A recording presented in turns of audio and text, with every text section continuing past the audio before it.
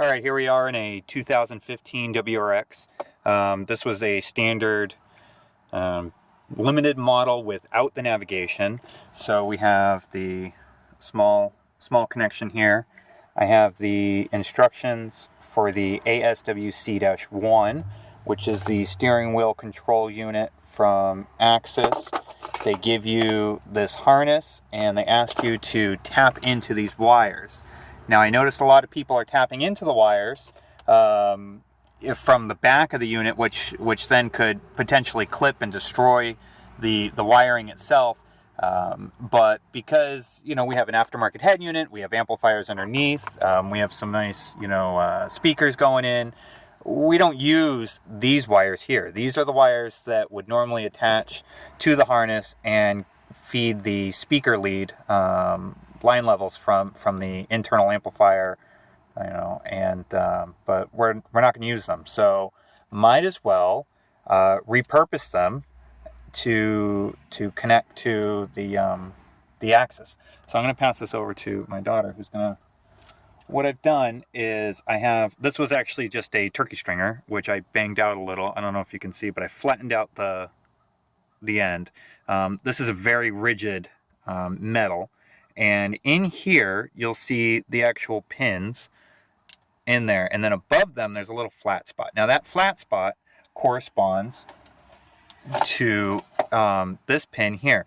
Now, when you stick this in, it's actually going to push this down, and it's going to push this little retention spring right here, right at the end. It's going to push that down. So what I'm going to do is I'm going to take out the speaker leads, these ones here.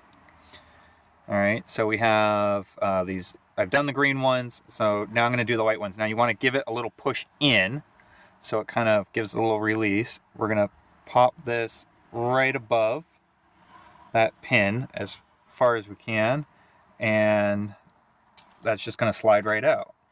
Now by doing that, not only does it free up those lines and space in the back, you don't have to wire up, but it's going to allow me to reuse the pins for whatever I want. And it'll give me 4 colors to choose from. If I look at, I must be getting a bunch of emails. Let's see, it's the last one here. All right, so now that's in. So now this says I'm going to use 3, so I'll pick 3. I got purple, I got green, and yeah, sure. Yeah, we'll use these. Purple, green, and white. Now it says to use pin 4. Now if we look at pin 4 is this this brown one over here, and the brown one, if we count from the purple, 1, 2, 3, 4. According to the instructions, brown with black. So if we hook this in, it's going to be 1, 2, 3, 4. See, the red is number 3. So we're going to say the brown one. I'm going to use I'm going to use purple here. That looks good. So that little spring clip is going to get pointed up. We're going to slide it right in. And now that's at pin 4. Now the one directly below that is pin 14. Pin 14 is yellow, so I'm going to choose white because that's similar. And we're going to go right in above that. And that's going to give me that one. We're going to need pin 13, which is green and yellow, according to the instructions. And I'm going to pop that in. So if we go, we're going to go towards the ground. So it's going to be underneath the power. And that's it.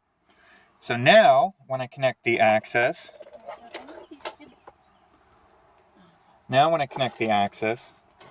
it's going to say, let's see, pin, the ASWC-1 pin, whichever one that happens to be. The power and ground, I'm going to tap into here, but then if we go the pin 1, we'll grab pin 1 here, and we'll attach that to this one, and pin 13 will attach to the black and the green, and so we'll grab the black and green, we'll attach it to this one, so on and so forth.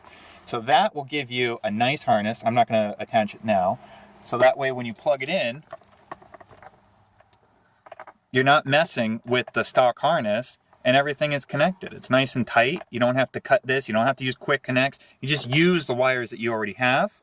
And when you plug it in, you can even remove these if you want. Like I have these just sitting here doing nothing. Maybe you can see it a little easier. You just push the pin in there, pull the wires out, and you're good to go. And that's it. I have this too. There's a neat little trick that I was thinking about. How am I going to get this to ground out so that you can turn it on and off? And what I found was if I plug it into the cigarette lighter and just unplug and plug in my car charger, it'll actually create that contact. You know, every time you plug in the cigarette lighter, it'll tap it to ground, and that gives it the pulse it needs. So no switch needed, no $13 thing from Amazon. So that's just a little quick tip. But yeah, good luck. Enjoy.